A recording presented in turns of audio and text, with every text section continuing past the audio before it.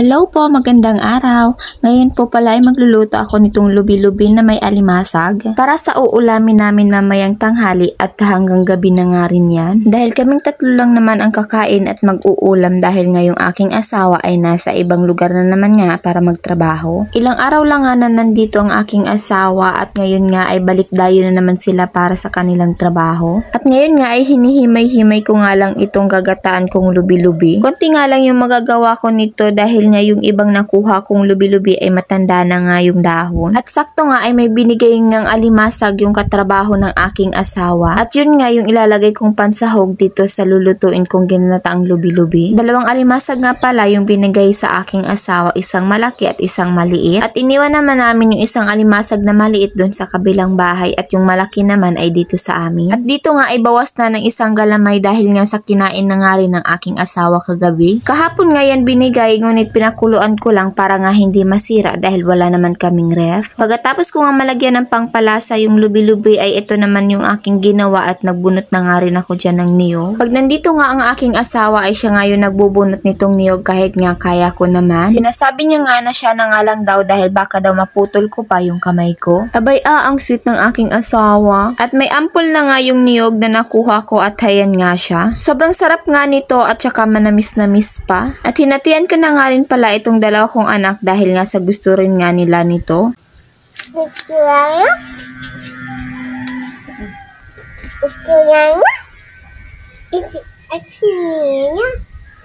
Naalala ko nga noong kabataan ko tuwing pagkatapos ng bagyo ay hindi pa nga sumisikat yung araw ay nasa Manyugan na nga kami. Kasama yung mga kapatid ko para maghanap ng niyog ng mga nahulog. At yung mga nahanap naming niyog ay ipagbibili namin para may pera nga kami pambili ng pagkain. At kapag may nakakakita kaming niyog na may tubo na ay binubuksan nga namin para kain yung ampul sa loob. Pampalipas gutom na nga rin yan habang nagdedelensya nga ng pambili ng pagkain. At kung wala ngang niyog kaming nakukuha ay nangangalakal din nga kami. Naghahanap nga kami ng plastic, bakal or bote nga na pwede namin ipang kilo para nga may pambaon kami kinaumagahan pagpasok sa eskwela.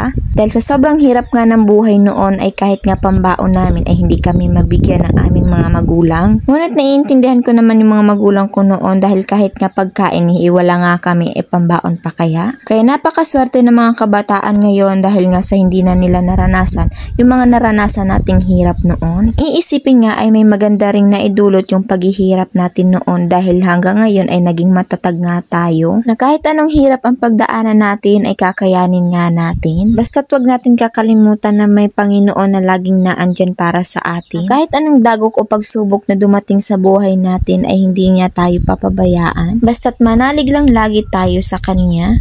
Balik tayo dito sa aking niluluto at ayan nga ay kumulo na itong aking nilulutong ginataang lubi-lubi. At nung kumulo nga ay hinalo-halo ko nga lang dyan.